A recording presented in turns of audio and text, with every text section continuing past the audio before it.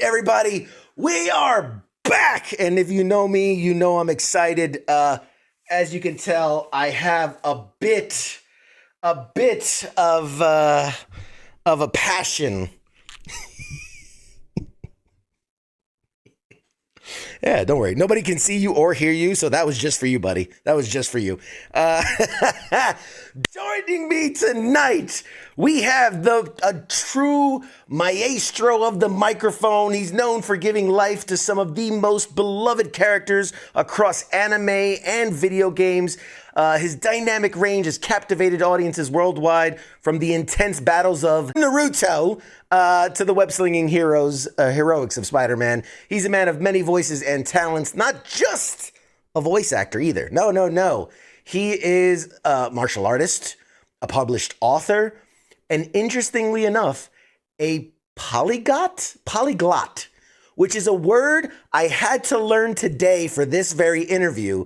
For those uninitiated at home, that just means it's someone who knows several languages. So grab your mask, strap on your web shooters, get ready for an action-packed team-up with the amazing, spectacular, astonishing, superior, and some might even say ultimate Mr. Yuri Lowenthal, everybody. Give it up for the man. Wow, you are a Spider-Man fan. You used all the words. That was... I actually had to cut it down. I had a much longer version of that, and fair enough. I was like, we'll stick to the mains, because you go continuity and Spider-Man. Anyway, whatever, it's fine. Yeah. Thank you, man. Thank you, Yuri, for coming on, man. It is a true honor. Anytime I get to talk web slinging with my guest, I've had Josh Keaton on and a few others who've done the great justice that had the power and the responsibility of voicing the greatest superhero of all time. I won't argue it with anybody. It's facts. The greatest superhero ever. Man, I'll tell you, it made it hard when I got the job, because I mean, you'll be able to understand that when I got the job, obviously I was thrilled, but I was also terrified because of that, because he's one of the big ones, And so I was worried I was gonna fuck it up. Yeah, I'll be honest with you. I mean, great. So you had great responsibility. Did the great power come with it? I'm assuming so, right? I mean,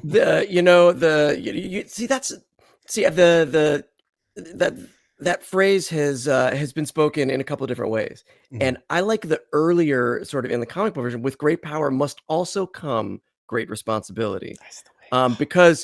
Because when you say with great power comes great responsibility, it infers that when you get the power, you automatically get the responsibility, and we know that's not true. It sounds inherent. You gotta dig for it. Yeah. One comes with the other, when it's actually you need to have that, not just it just comes along with it. No, I love that. It's so good, and that's the way Stan Lee wrote it, and the man created the Marvel universe. So I mean, he would know. All right, let's kick this off like we kick off every interview. We have so much to cover in such a little time. What is your military connection? My military connection is I never served, but and I'm not counting Army ROTC in college as in by any stretch. I have some members of the military in my family in various branches, but I never served. My dad was in the Foreign Service, which meant that I traveled like a military kid. But obviously a whole different story. Right. But I also, I'm a big supporter. I don't know if you took a look at some of the work that I've tried to do in the past with post-traumatic stress, and we did a documentary series with some vets, the Magnificent Bastards of Ramadi, of the 2-4. And it's it's a passion of mine to normalize post-traumatic stress in life, both with vets and as well as with anybody who might suffer post-traumatic stress. And spoiler, it's going to end up being most of us through the course of our life. So turning it from PTSD, which is disorder, into just post-traumatic stress, which is a normal reaction to an abnormal situation, and the sooner we can all realize that, and not other people who are suffering, which again is going to be you someday, probably. The odds are, in one way or another. It's I so think true. well, I mean, I have. Sorry, I didn't mean to interrupt you, but I no, I was, yeah. as a military veteran, I don't hide the fact that I struggle with post traumatic stress and social anxiety and all these things. One of the great reasons about doing a podcast, I get to be at home in my bubble. Right. But I've seen it, and I've recognized it not just in service, police and firefighters and those kind of Mhm. things. But I had a friend who got into a pretty bad car accident and couldn't drive for months, like 9 months, just could not drive. Couldn't get. That's PTS.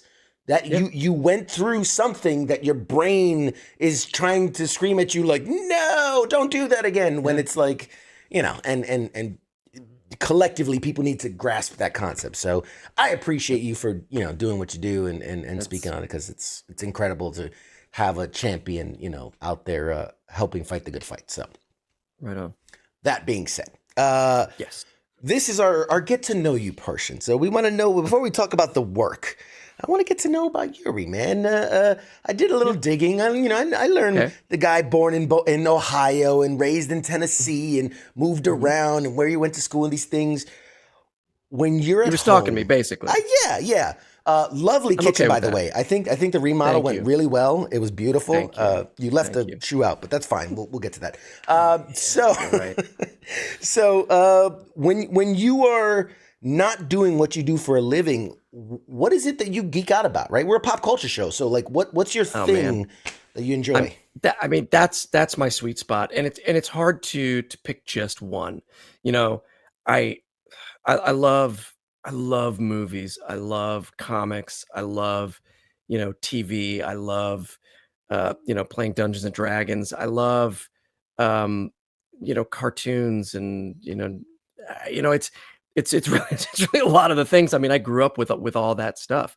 I grew up watching anime and Saturday morning cartoons, and playing Dungeons and Dragons, and collecting comic books, and I fell in love with movies, and I've just been this huge movie buff ever since. And it's hard to manage all those things. It's hard to manage all the stuff you love, but we got to do it, right? I mean, not when you make a career out of it. I mean, my God, you're Okay, fair enough. That has left me less time. I'll tell you what. Making a career out of it has left me less time to collect comic books, read comic books, and play video games. That's for sure. fair enough. Fair enough. And we've already got questions pouring in, guys. Keep them going. Great. I have obviously a lot of questions of my own, but I will try to intertwine some from the chats here. So right out the gate, from Angry Elf, it says, "So Yuri is a comic fan. Did he read comics as a kid? Who is his favorite superhero?" Oh man, as a comic book kid yourself, Angry Elf. I mean, maybe for some people this is easier than for me. I go through phases where this person's my favorite, and that person's my favorite. And sometimes it depends on who's writing it. Sometimes it depends on who's drawing it. But I like to pull, I like to pull this one because I mean, recently he's come up, but like for years, for decades, I thought I was the only person who read Moon Knight and who loved Moon Knight, who was Oh. basically, Marvel's Batman, for all intents and purposes. And I would have thought, I mean, Batman's so cool that you don't need to dip in, but I've loved, Moon Knight ever since the 80s. So so yeah, I mean, I'm a big Moon Knight guy from way back, but I don't define myself with, DC or Marvel, or I love independent comics, and I mean, there's good stuff on all sides, and I don't feel we need to limit ourselves. Right on, right So on. it's all I over the place. I Yeah, get all the time, oh, you're a Marvel fanboy. I'm like, no, good story's good story. Good characters, good there it is. character. I mean, it takes a good hero. It takes flaws. It takes villains, right? The quality of the Mhm. villains makes the hero. Yeah. Love interest, all of that. You give me that Yep. stuff. I dig your stories.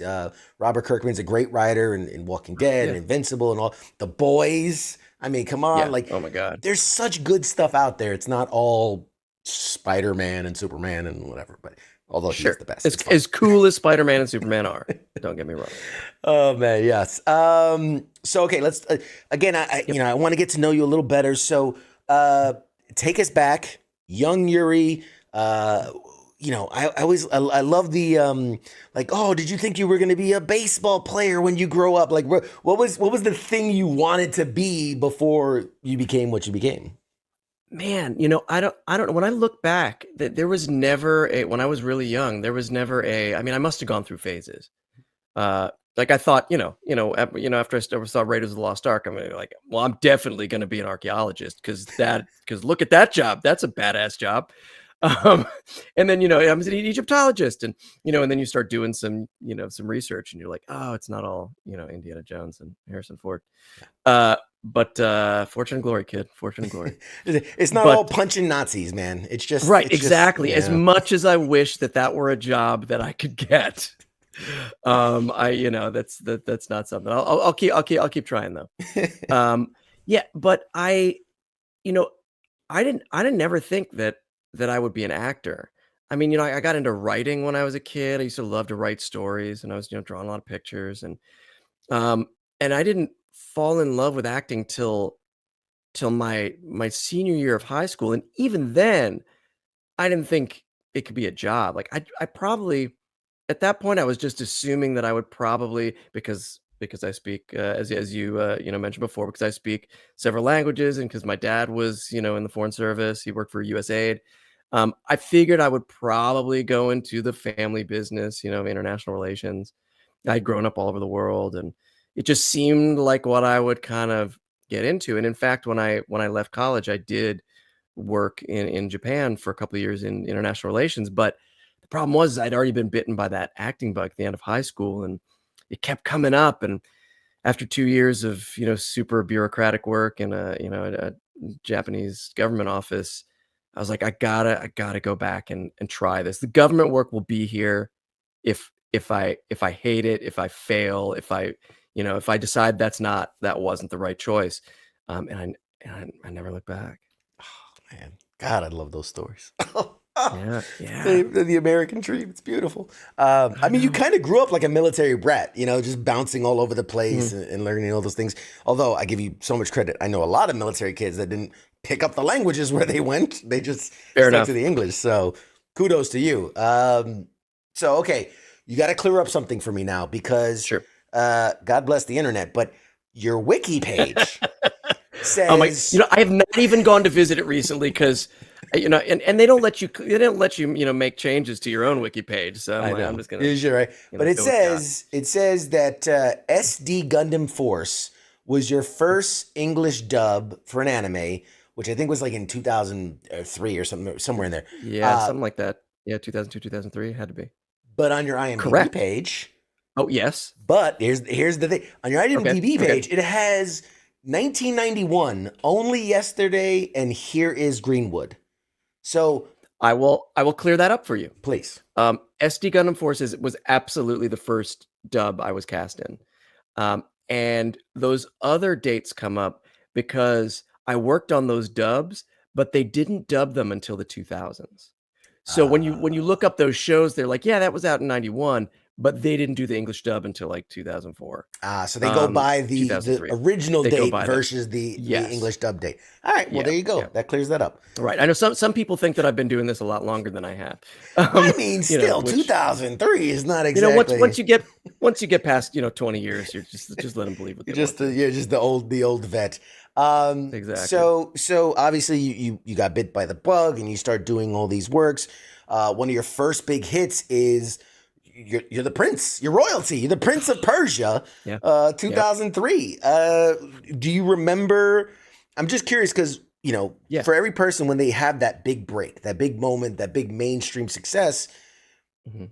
do you remember if when you're doing the process, like they're like, oh, this is something special, this is something different, or was it just one of all of them?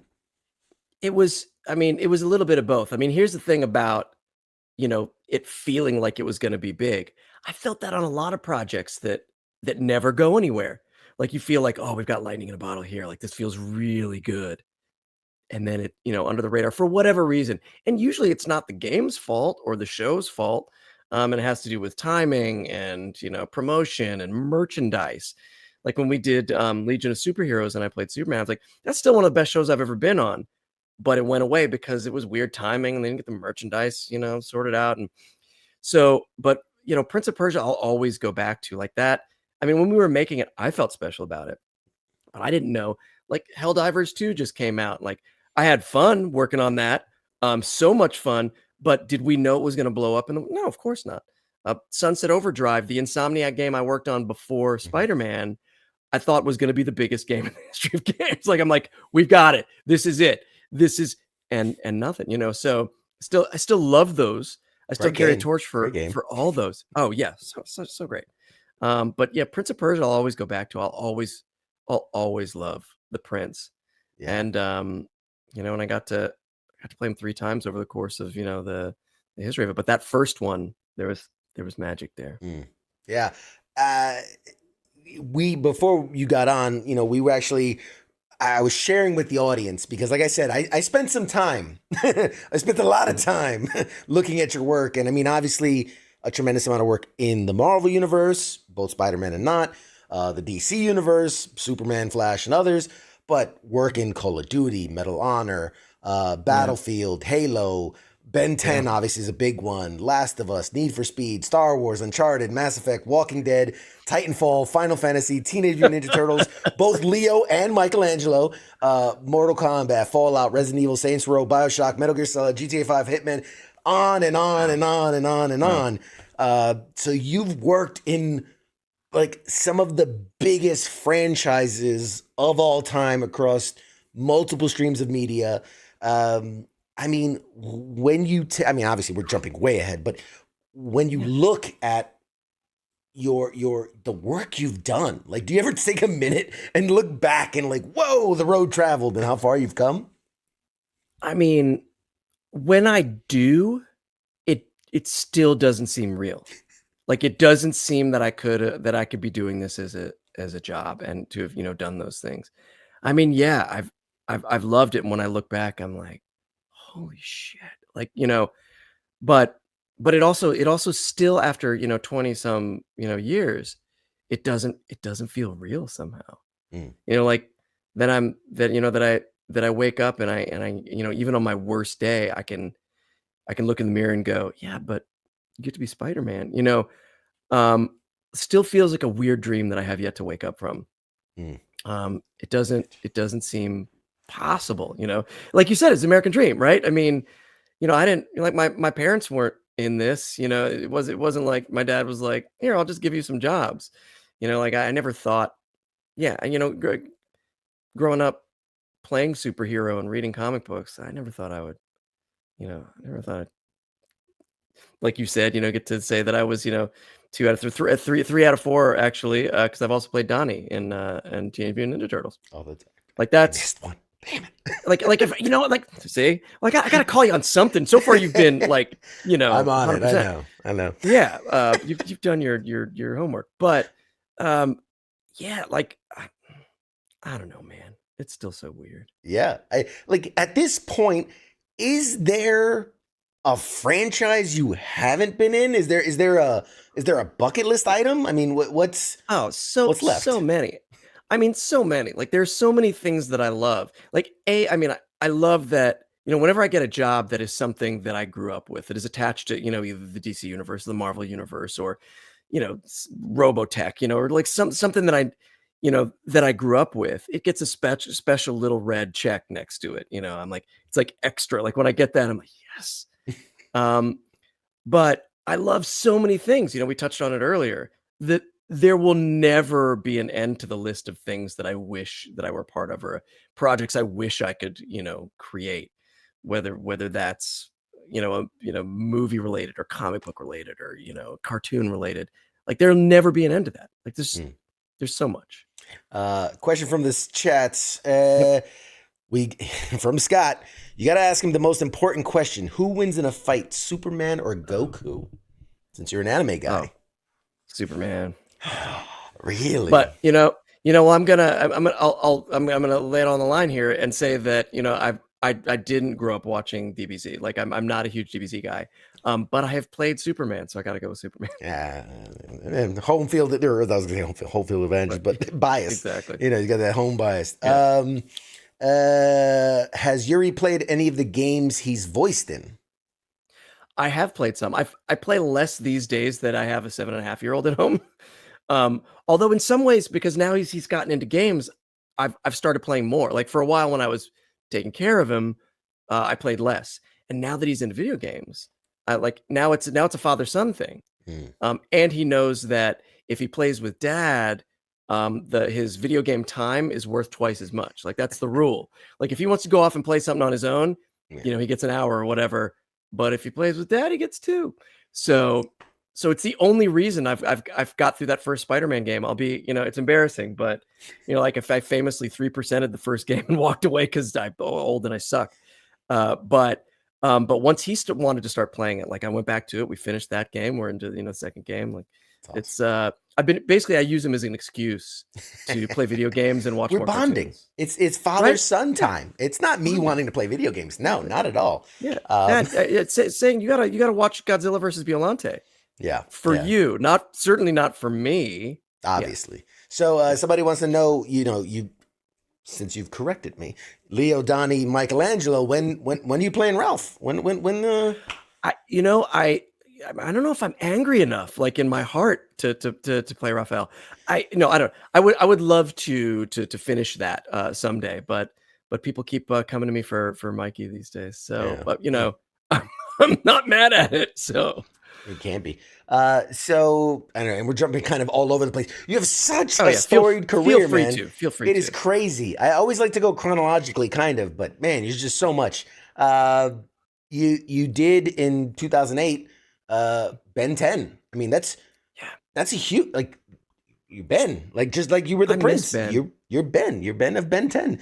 That has had an incredibly long-lasting, I still see people cosplaying as Ben, in the Ben 10 universe. They're crossovers with other, cards and games and all these things. I mean, again, when you look at the legacy of this character and what it's meant to so many people, how does that affect? What do you feel about that? I try not to think about it too much because it freaks me out.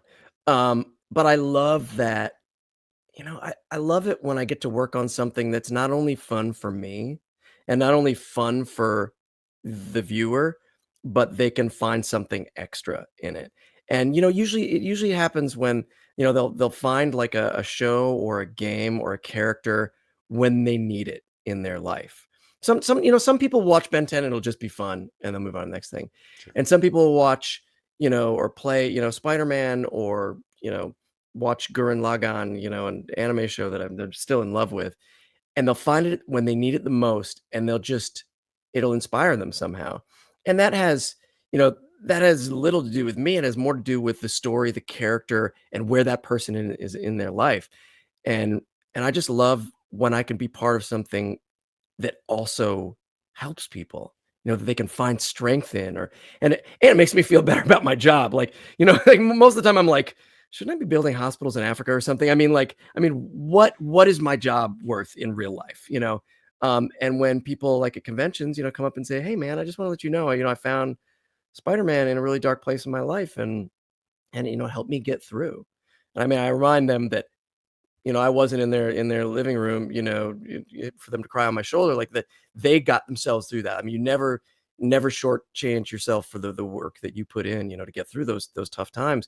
But I love it when I'm part of something that can inspire people. That can give people strength. They can, see the humanity in themselves in the game. And I don't know. Everybody's got a different story, but I love that. Absolutely. I mean, you touch so many lives in a way that is so profound sometimes. I felt silly. I mean, sorry. I will let you go on. No.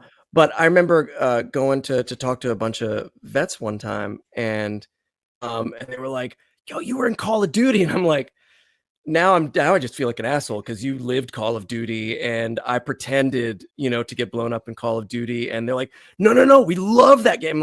I'm like, "Come on, man! Stop fucking with me," And they're like, "No, seriously." But yeah, those moments are weird because I'm like, I pretend to be heroes and you're a real hero.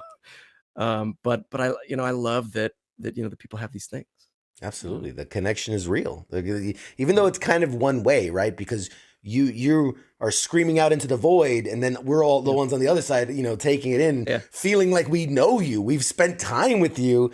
So tying into that, I was at Awesome Con last weekend, or last Oh weekend. my God. I was there. I actually talked to your Okay. wife, Tara. She's wonderful, absolutely wonderful. Oh. She took a few minutes to talk to us. You were so busy. I didn't even attempt to come near you. Your line was so ridiculously long. I was like, I'm not even gonna bother. I'm not even gonna bother trying to get in there. And I think that's such a testament to your work, the rabid fan base you've built. Because I mean, I can remember. I'm old enough to remember a time where you didn't know who voiced your favorite characters. You did Yeah. the name. Nobody saw the credits, and there were no internets and all these things. So. Um, like, you kind of touched on it a little bit, but how crazy are those experiences meeting these people that feel like I know you. I've heard your voice and now I see your face. Like that's got to be intense, huh? I mean, it is. It is. But that's one of the reasons that I love going to conventions. Because, like you said, when I do my work, I'm alone in a booth, screaming into the void, sometimes quite literally screaming, and and conventions are where I get to actually talk to people about how they felt, when they were on the receiving end of that. So I mean, I love it. It is. You're right. It is. There's this weird relationship of somebody who has spent, you know, countless, hours with me, and I'm just meeting them for the first time, in a way. And so it's weird, but I'll be honest, I used to go to conventions when I was a kid. Like I used to go to Star Trek conventions and Doctor Who conventions and comic book conventions, and I've been on the other side of that table. And I remember what it was like when people would look me in the eye and listen to me. And I remember what it was like when they wouldn't even look up and they just sign their thing, and then I get moved down the yeah. And so that's why those shows are so exhausting for me, because I never want anybody who comes up to see me. Look, I have bad days too. I have days where I didn't sleep well. I got in late, the night before. I didn't sleep well in the hotel, and I show up and I want to be open to whoever's coming. And sometimes I'm just tired, but I never want somebody to walk away going, he doesn't care, Fuck that guy. because I do. Fuck that guy. Exactly. Yuri Lowenthal, fuck that guy. I mean, you know what? Here's the thing. Spider. Here's life. There's still going to be people who are going to be fuck that guy. Like I could be the nicest, you know what? You can't please everyone, nor should you try to. And if everybody loves you, you're probably doing something wrong. I'll be honest with you. And it's taken me till, into my 50s to learn that. But all those lessons come late. No, that's true. And I say this, and I don't say this because you're a guest on my show and blowing smoke, whatever. I've probably, I wouldn't say I've been to as many conventions as you have because you do it for a living, but I've been to a lot. There you go. And you see those people that, like, okay, no offense, it's a job. You're trying to make your nut, you're trying to, whatever. I get it. And they go in, they smile and sign and move on. And then you see these people that are animated and energetic and yeah, come in and like there's a handful I can honestly think of people that I was really impressed just standing there watching. You are absolutely in that group. Another Orlando Jones, great actor. I've heard he's super fun. It's few and far between of people that I was just in GalaxyCon Richmond on literally 2 days ago. Peter Cullen, wow. the voice of Optimus Prime, is everything you want him to be. I was standing at his booth and they're like, "Sir, like it's closing time." He's like, "I'm not leaving until I talk to the last person in line." Yeah. And they're like, "Dude, you're like 800 years old. You gotta like you Right. It's time to go. We don't want you to die here. That would be such a bad look for us. It looks bad. It's bad press." But he refused to leave until he had seen every single person in his line, and would not let them cap the line either. He wouldn't let them. Every time they try to like say no more, let him in. And so it's beautiful to see people that truly appreciate it. And we know, man, like maybe the average person doesn't know, but I've been around in the industry long enough that I know it's exhausting. Because like you said, you're making this real connection to each and every person. Those people are like, oh, I've been in line for an hour, 3 hours, whatever. It's like, you've talked to every single person in that line and made attempted a connection. And that's such a beautiful and amazing thing. And I have such respect for people that put the effort. And I swear, I'm getting to a question at some point instead of just gushing. But it's a really powerful thing to see as a fan, as a journalist. I guess you would kind of impress, whatever. You're a journalist. Yeah. Well, whatever. It's a day. It's a gig. But anyway, I digress. Spider-Man. We have to take a few minutes to talk about Spider-Man just because of the cultural impact. I want people to really appreciate, because obviously Sony's Spider-Man, Insomniac's PlayStation Spider-Man, but you are so much more than that. So much more. Off the top of your head, because I went and counted, how many times, separate properties, do you think you voiced Peter Parker / Spider-Man? Oh man, I've never actually counted, so I'm gonna ballpark it. I'm gonna ballpark it, and you tell me how close I get.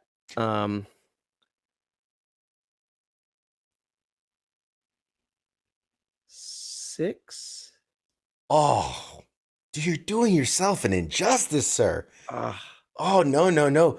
15 separate titles. Now, I am counting like Insomniac Spider-Man's appearance in Across the Spider-Verse. Right? That's okay, fair. Small, but you're there. The voice is there. Right. You're there. And you're counting each game separately? Each game separately. Each separate appearance. And so this is how much of a nerd I am. 15 times you've been Spider-Man / Peter Parker, not counting when you were in Spider-Man Web of Shadows as Nightcrawler. Or Amazing Spider-Man 1 as additional voices. Or the 2017 Spider-Man cartoon when you were the Lizard. Not counting those. Not because you were not Peter Parker Spider-Man. Right. Okay. Right. So there's multiple appearances in pinball games. There's like 3 different pinball Marvel games. Pinball. The Venom pinball game. There was obviously Amazing Spider-Man, Miles Morales, Spider-Man 2, cartoons. The list is there, man. It is exhaustive. Trust me, I counted. Midnight Suns. That was the other one I was trying to think of. Midnight Suns. You were Spider-Man. Not the same Spider-Man. Different Spider-Man. Right. Right. Well, I always have to get it different, than like I always go back to Insomniac as my touchstone Spider-Man. You're right. I played Spider-Man before. I've played Spider-Man since, but like the Insomniac Spider-Man is like where he's the tent pole. He's the tent pole of Spider-Mans. He's the Spideyest of Spider-Man. The Spideyest of Spider-Man. When you are Spider-Man, when you are Peter Parker, and this is you're encapsulating his essence, but then how do you also do the variations? How do you go, well, this one's slightly higher pitched and this one's bulkier? Like, how do you vary the Spider-Man? It's, it depends. I'll work with the team, whoever's working on it. I trust that the writing and the story and whatever sort of universe we're in will inform a different Spider-Man. I mean, I keep going back to the Insomniac one because, big ups to every, property where I've played Spider-Man, but like the writing, the storytelling in it is just peak for me. And that's why I think that Spider-Man is so Spider-Man-y, for me. But the writing informs it. Like Midnight Suns, the dialogue is so great. Like it's so funny, and it's a younger Peter Parker. He's, again, in Insomniac, took a different turn for some of that. They took the stories and then they sort of, twisted them into what they want, the story that they wanted to do. So each of these Spider-Mans has lived a different Spider-Man life. They've had, sometimes, sometimes it's, I mean, all their backgrounds, are the same. Sure. The origin story is the same, but all their paths are slightly different, and it informs a different Spider-Man. And I like to do that. I like to sort of keep them separate, so you get different, flavors of Spider-Man. Oh, Like that's I it's mean like ice. It's like 31 flavors. It's like that the you Baskin. I'm the Baskin Robbins server of Spider-Man. How about that? I've never looked at it that way before. you could have did all the Spider-Verse voices yourself. It's just Yuri Lowenthal presents Across the Spider-Verse, and it's just all the variations of Oh Spider-Man. man, Um, oh, it was so great. when Those movies are so good. and I feel like it's not appropriate to say like, wow, with Insomniac Spider-Man, Spider-Man's in the front because we've had 3 iterations of live action, we've had multiple animated movies, multiple cartoons, um, but with Insomniac Spider-Man and it's obviously one of the biggest selling PlayStation games of all time, fastest selling PlayStation games of all time. It is a resurgence of the character. I mean, does that ever like cross your mind that like again, I keep coming back to this like that the Yeah, biggest franchises, most selling Helldivers again as an example of yeah. just like is there a success? Do they have to check Yuri Lowenthal's in it and then okay, we know it's going to be a success? Is that how it works? No, I don't think. I mean, I'm in plenty of flops too, or games that are great but nobody buys. Um, yeah, no, I mean, I certainly don't assure success to any property. Um, Fair but enough. it's yeah, no. I mean, it's funny sometimes people will say, who did you base your Peter Parker off of, your Spider-Man? And like I never thought, hey, I'm gonna base it off of, like Toby was always my guy. But I didn't base it off of any one, Spider-Man that I grew up with. But it would be, I'd be lying if I said, "Oh, I'm completely uninfluenced by any Spider-Man that came before me." They're all in me. Of course. Um, so yeah, I don't know. But no, casting me in a game is far from assuring that game's success. I mean, for fair point in that like Midnight Suns, I feel like got a really bad rap. Um, Mm, Whatever it is, didn't connect with the audience because of the style of gameplay, the marketing, whatever it sure. was. I played it, I enjoyed it. Is it my typical type of game? No, it's not. But I'm Right. always looking But you for, like superheroes. Yeah. yeah, You like I'm Marvel looking Comics. for the experience of the writing, the story. Did I enjoy myself? And it really does, like the characters, how they interact, and all these things. And again, I feel like that's a game that got a bad rap, but I enjoyed it. How the hell? I bought Yeah. it. I enjoyed it.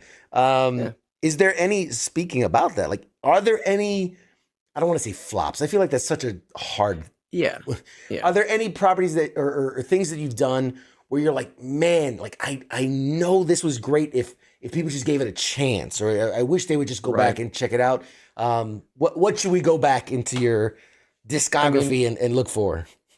we talked about Sunset Overdrive, obviously.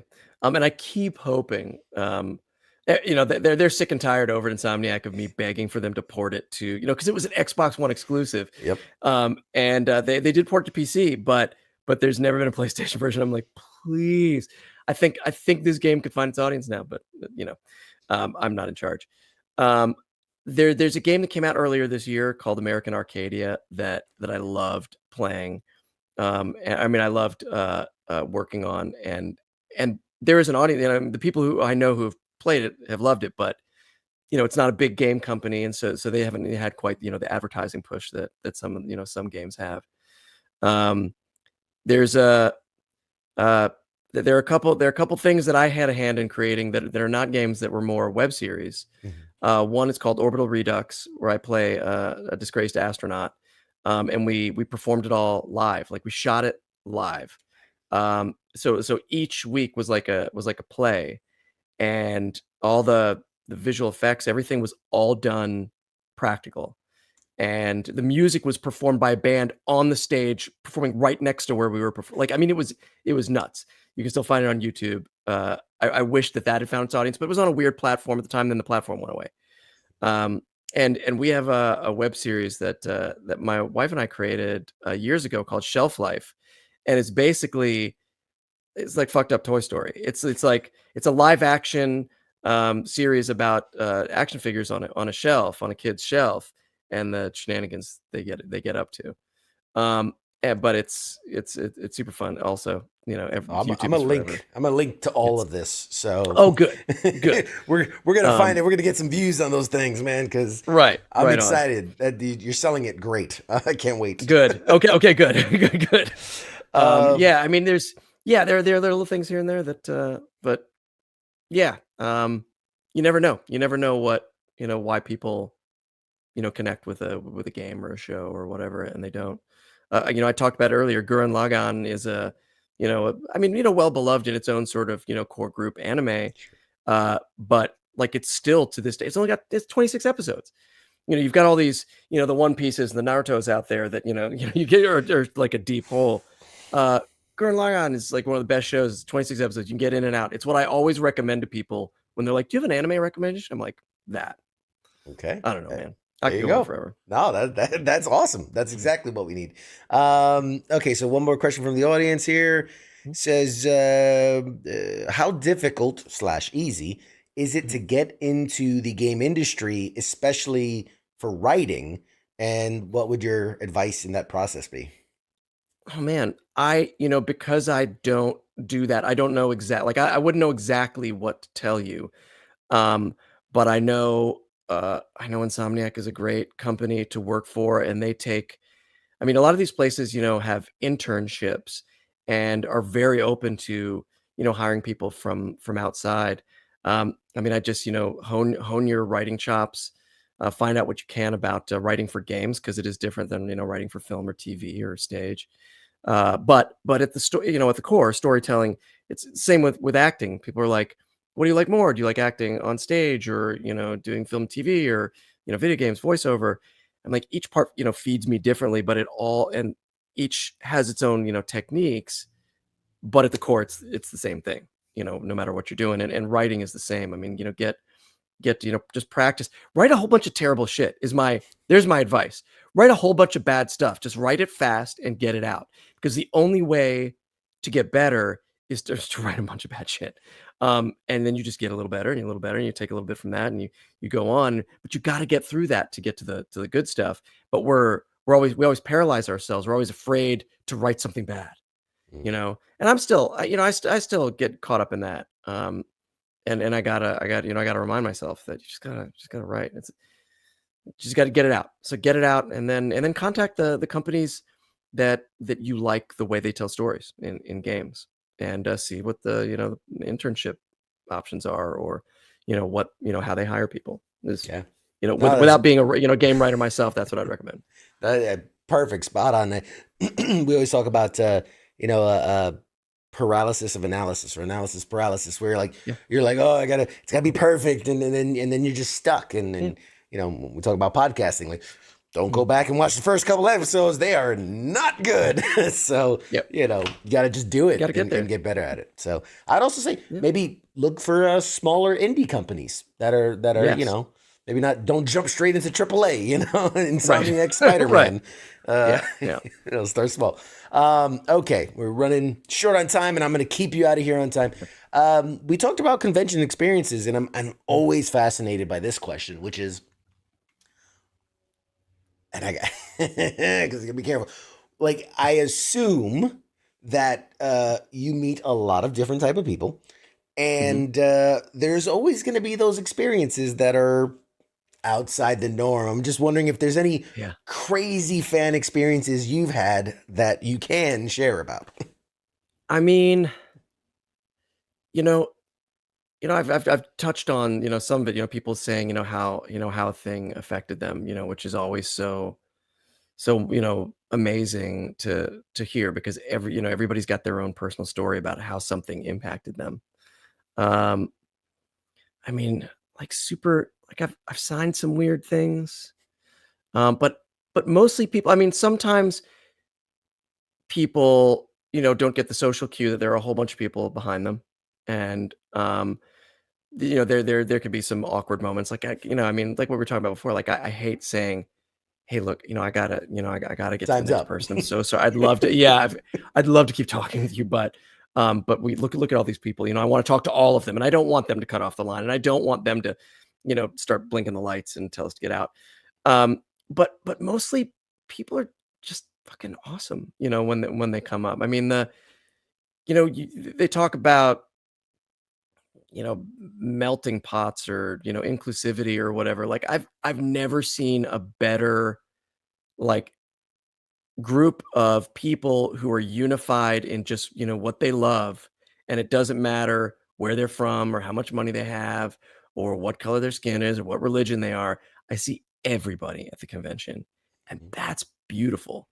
Um, I love it. I love what our community does, to bring things together. If we could somehow apply that to the entire world right now, I would do it.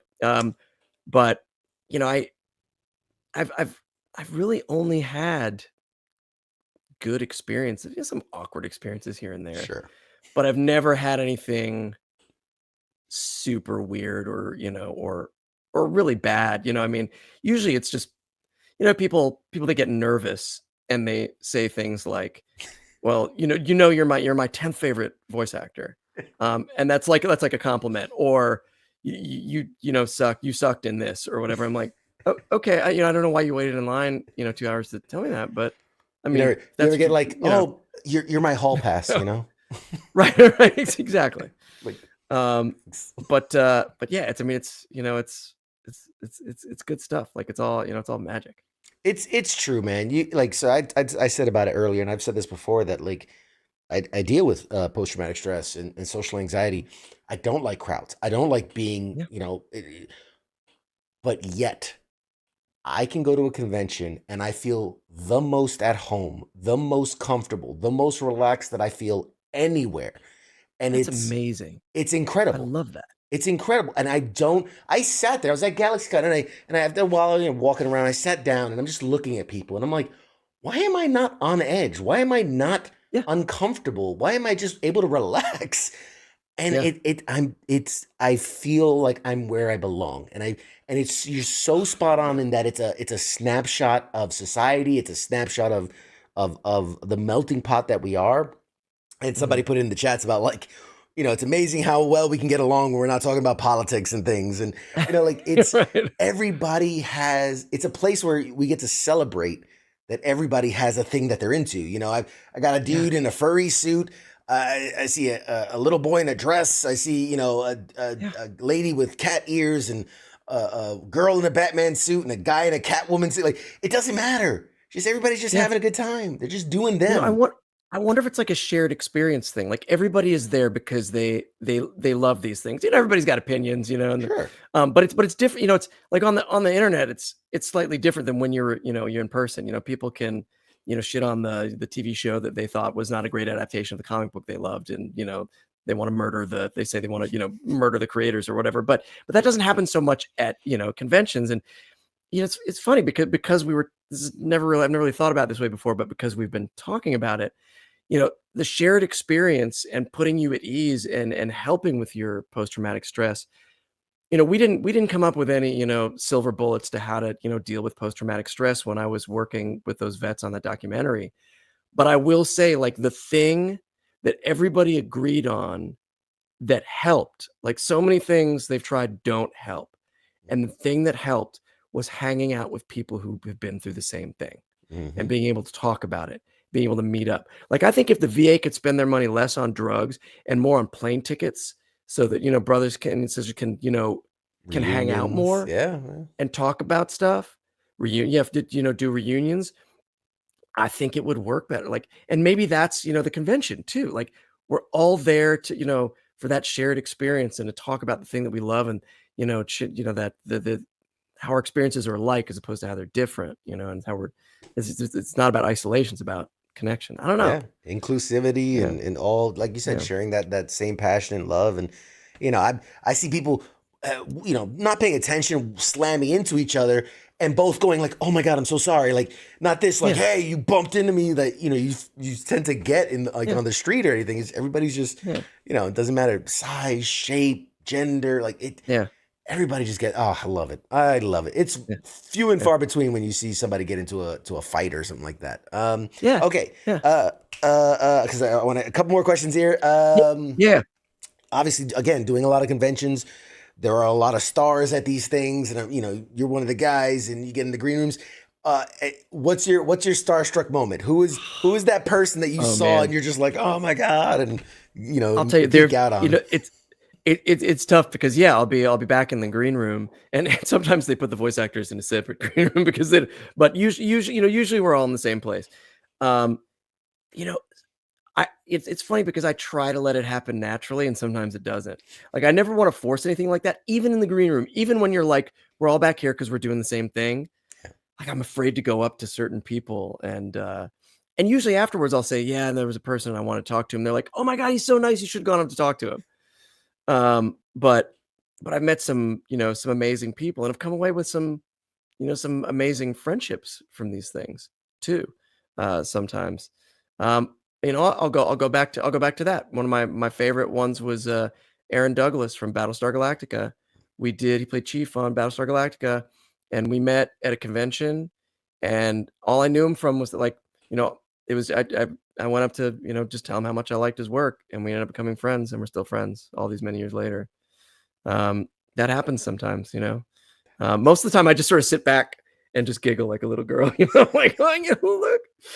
Do And you I do you and do sometimes the? I'll Sorry, go ahead. No, I cut you no, off. I was gonna say, sometimes I'll tell my agent, I'll be like, he'll be like, okay, who's your one this show? And I'm like, okay, if you can get me in the same, if you can somehow make this happen, this meetup happen, I want to meet Guillermo from What We Do in the Shadows, Harvey Harvey Guillen. Harvey Like Guillen. like Yeah, yeah, like he's my guy this time. If you can make that happen, you know what I mean? it's awesome. There's always that though. Hey man, what are you paying these people for, man? They should be making that happen. That's their job. Right? Exactly. That's Uh, that's where you get your 10%. I was gonna say that you do like the fan thing of where like I'm gonna take a selfie of me, but they're in the background, like we were Yeah. we were like right here, Yeah.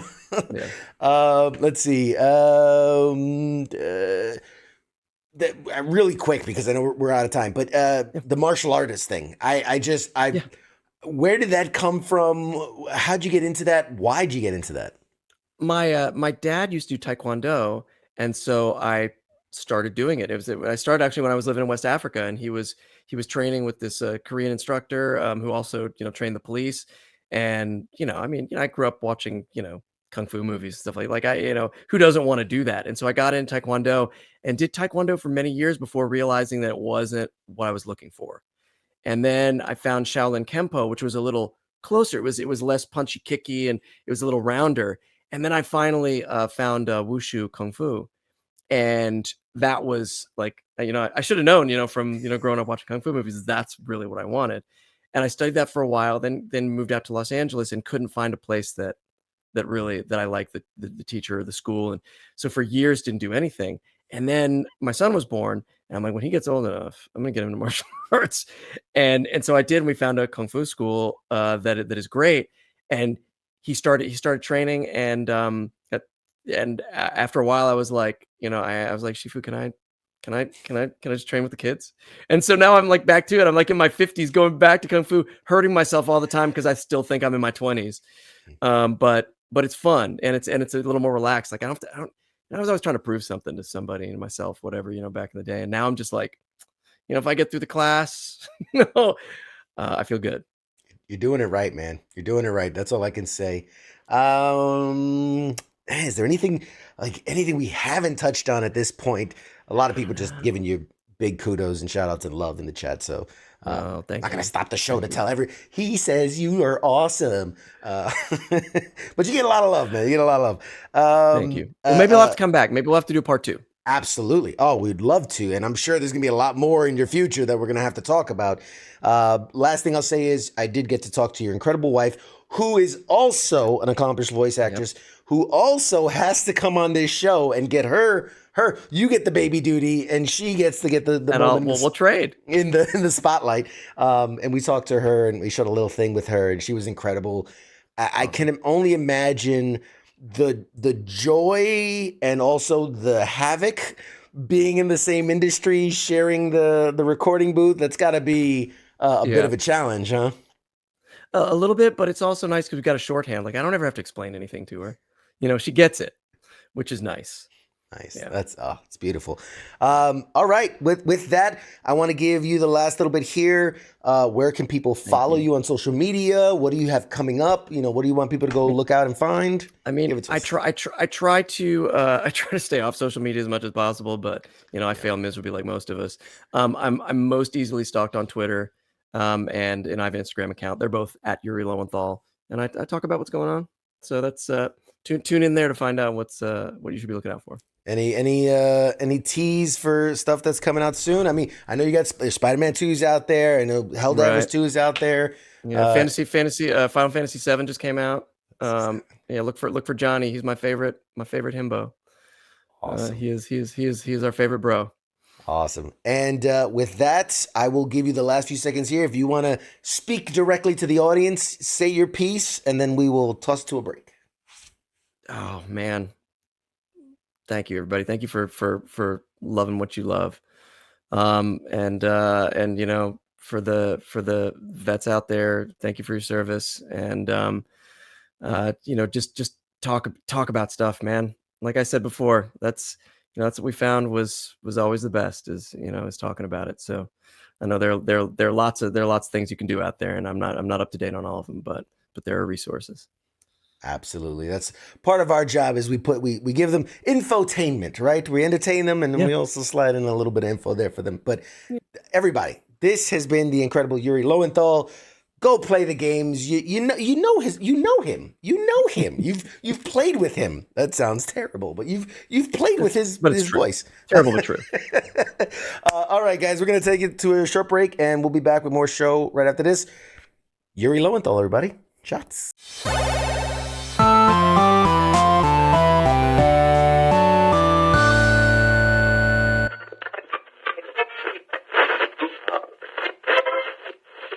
Let's see